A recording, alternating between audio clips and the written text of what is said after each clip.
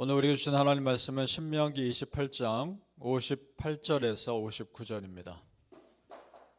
신명기 28장 58절에서 59절.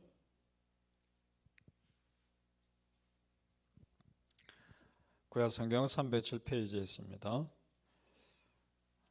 우리 함께 읽겠습니다. 58절에서 59절 시작. 내가 만일 이 책에 기록한 이 율법의 모든 말씀을 지켜 행하지 아니하고 내 하나님 여호와라 하는 영화롭고 두려운 이름을 경외하지 아니하면 여호와께서 내 재앙과 내 자손의 재앙을 극렬하게 하시리니 그 재앙이 크고 오래고 그 질병이 중하고 오래일 것이라. 아멘.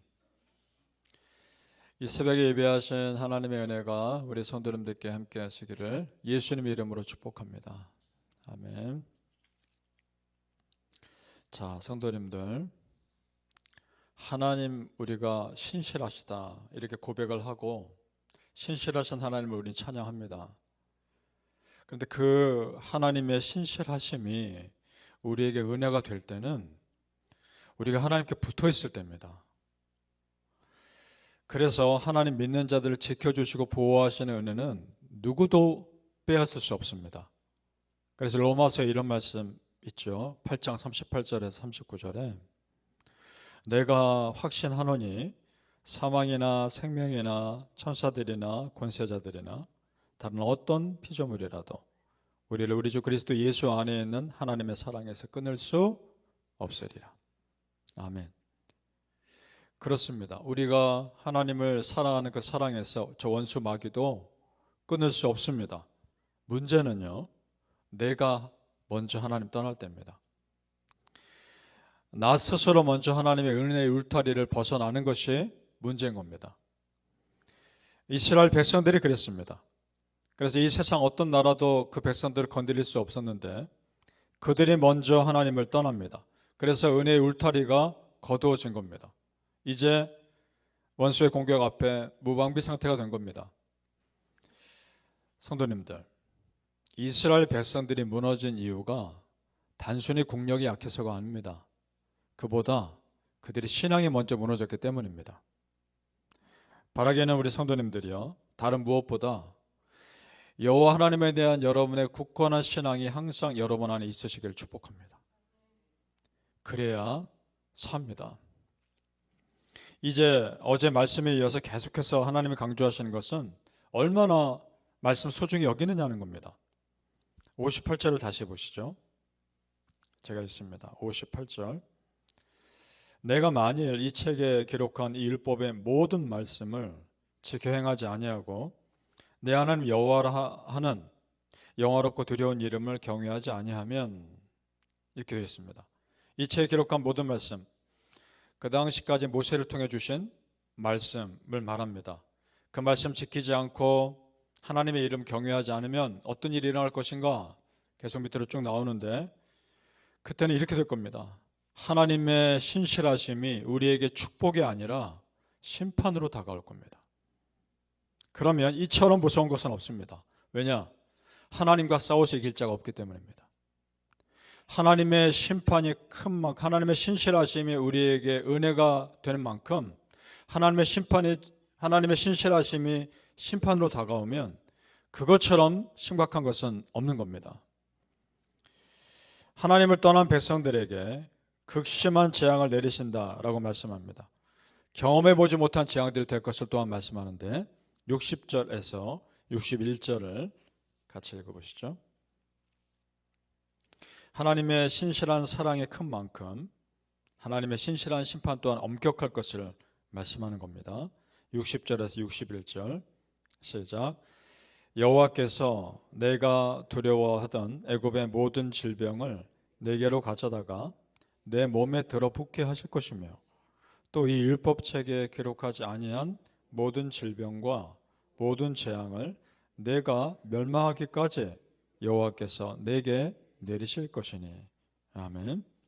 자, 보세요. 애굽의 10가지 재앙뿐만 아니라 성경에 기록되지 않은 재앙까지도 내리실 것이다 말씀합니다. 이 말씀 보면서 하나님에 대해 오해하기 참 쉽습니다. 아니, 하나님 참 심판하기를 너무 좋아하시는 거 아닌가? 당신의 백성들에게 너무 하시는 거 아닌가? 오해하기 참 쉽습니다. 하나님 사랑이 없는 분 아닌가? 그러나 그런 오해는 하나님이 어떤 분인지를 모르기 때문에 하는 겁니다. 우리 하나님을 정말 제대로 아는 사람이라면 이렇게 말 못합니다. 눈에 보이는 심판만 가지고 하나님이 너무하신 분 아닌가라고 단정 지을 수 없습니다. 왜냐? 그 이후에, 그 심판 이후에 백성들을 향한 하나님의 계획을 우리는 모르기 때문입니다. 백성들을 어떻게 축복하시고 어떻게 회복하실지 우리는 모르기 때문에 단지 지금 잠깐 보이는 심판 가지고 하나님이 어떻다 말할 수 없습니다. 십자가에 못 박혀 죽으신 예수님을 생각해 보십시오. 지금 우리가 그 예수님 생각하면서 어떻게 하나님이 당신의 하나밖에 없는 그 아들을 잔인하게 십자가에 못 박혀 죽도록 내버려 둘 수 있는가? 이렇게 생각 안 합니다. 우리는 어떻게 생각하느냐? 그럴 정도로 하나님이 우리를 사랑하셨고 이 길만이 구원의 길임을 알고 있기 때문에 그것이야말로 은혜의 길임을 우리는 지금 고백합니다. 마찬가지인 겁니다. 이스라엘 백성들의 불순종과 죄악에 대해 심판하시지만 언젠가는 다시 회복하실 겁니다. 그 하나님을 믿으면 하나님에 대해 오해할 수 없습니다. 성도님들, 기본적으로 우리 하나님 은혜 주길 원하시며 다시 여러분을 회복하길 원하시는 분임을 믿으시길 바랍니다. 문제는 나에게 있습니다. 하나님 말씀을 거부하고 하나님 말씀에 순종하지 않고 내 뜻대로 살려고 하는 내가 문제인 겁니다. 그래서 요엘서 2장 13절에 이런 말씀이 있죠. 너희는 옷을 찢지 말고 마음을 찢고 너희 하나님 여호와께로 돌아올지어다. 그는 은혜로우시며 자비로우시며 노하기를 더디하시며 인애가 크시사 뜻을 돌이켜 재앙을 내리지 아니하시나니. 아멘. 그렇습니다. 성도님들, 마음을 찢고 여호와 하나님께 돌이킴으로 여호와 하나님의 자비로우신 은혜가 항상 우리 성도님들의 삶에 머무시기를 예수님의 이름으로 축복합니다. 아멘. 자, 그렇게 하나님의 은혜가 떠나면 나타나는 결과는 흩어짐입니다. 반대로 그럼 생각해 보죠. 하나님의 은혜가 충만할 때 이스라엘 백성들을 출애굽시켜 주실 때 그때 이스라엘 백성들의 인구는 점점 더 많아졌습니다. 그리고 광야에서 흩어짐이 아니라 성막을 중심으로 더 모여 있었습니다. 그런데 공동체 하나님의 은혜가 떠나자 나타나는 결과는 흩어짐이라는 겁니다. 자, 64절을 내려가 보시죠. 64절 같이 읽겠습니다. 신명기 28장 64절 시작.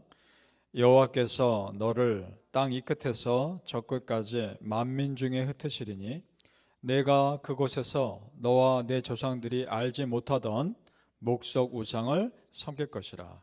아멘. 자, 먼저 북이스라엘이 아수르 제국에 의해서 망해서 흩어집니다. 그 다음 남유다가 바벨론 제국에 의해서 망해서 포로로 끌려갑니다. 흩어지죠. 자, 그런데 그 이스라엘 백성들에게 때가 되어 다시 은혜가 임하자 어떻게 됩니까? 포로에서 돌아오고 다시 성전을 짓고 성전 중심으로 사람들이 하나둘씩 모이기 시작합니다. 그리고 또 2차에 3차 포로에서 돌아온 사람들이 느헤미야 중심으로 성벽을 재건합니다. 다시 모이기 시작한단 말입니다. 성도님들, 이것이 하나님의 은혜의 원리입니다. 은혜가 임하면 모이게 되어 있습니다. 은혜가 없으면 흩어지게 되어 있습니다. 바라기는 우리 뉴욕 십자가 교회와 믿음의 공동체 위에 모이는 역사가 있기를 축복합니다. 아멘. 오늘 말씀 보면서 더욱 깨닫는 것이 있습니다. 아, 이런 거구나. 한 나라와 공동체, 한 가정의 부흥의 역사는 전적으로 하나님 손에 달려있구나. 믿습니까? 오직 우리가 할 것은 말씀대로 사는 것이고 하나님 앞에 바로 서고자 노력하는 겁니다. 그러면 그 나라를 살리고 공동체를 살리고 가정을 살리는 것은 하나님께서 하실 겁니다. 히브리서 10장 25절에 모이기를 패하는 어떤 사람들의 습관과 같이 하지 말고 오직 권하여 그날이 가까움을 볼수록 더욱 그리하자. 그렇습니다. 믿음의 역사는 모여야 합니다. 그냥 모이는 것이 아니라 말씀으로 모여야 하고 기도로 모여야 합니다. 그렇게 믿음으로 모인 신앙 공동체를 하나님께서 축복하시는 것은 당연한 겁니다.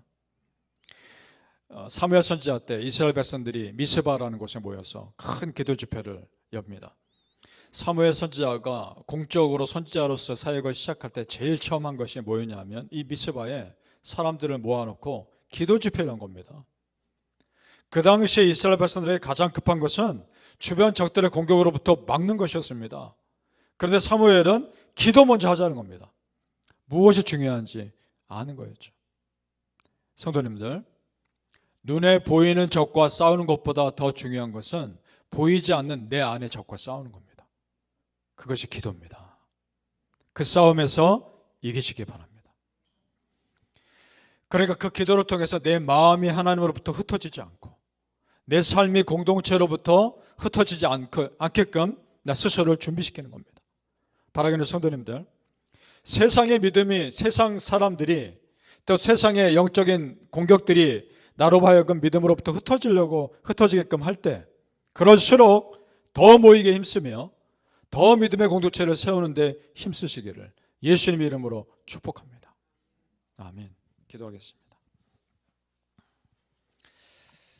아버지 하나님, 내 마음을 혼란스럽게 하고 내 정신을 흐트러뜨리고 나를 믿음에서 떠나게끔 하는 많은 공격들 앞에서 그럴수록 내 믿음을 더 굳건히 말씀 중심과 기도 중심과 성전 중심, 예배 중심의 삶을 살게 하여 주옵소서. 흐트러뜨리는 많은 공격으로부터 더 그럴수록 하나님께 가까이 나아가게 하여 주옵소서. 그래서 그런 어둠의 영들의 공격이 아무런 소용없도록 우리를 지켜 보호하여 주옵소서. 아버지 하나님, 믿음대로 살길 원합니다. 말씀대로 살길 원합니다. 정말 눈에 보이는 적보다 보이지 않는 내 안의 적과 싸워 이기게 하여 주시옵소서. 평생을 기도하며 말씀 가운데 서며 예배 중심의 삶을 살 때 하나님께서 우리를 어떻게 놀랍도록 붙드시는지를 체험하게 하여 주시옵소서. 이스라엘 백성들의 잘못된 삶을 우리가 보면서 거울 삼아 우리는 그 길을 걸어가지 않게 하시고 온전한 믿음의 삶을 살아가는 백성들 다 되게 하여 주시옵소서. 감사하며 예수님 이름으로 기도합나이다. 아멘.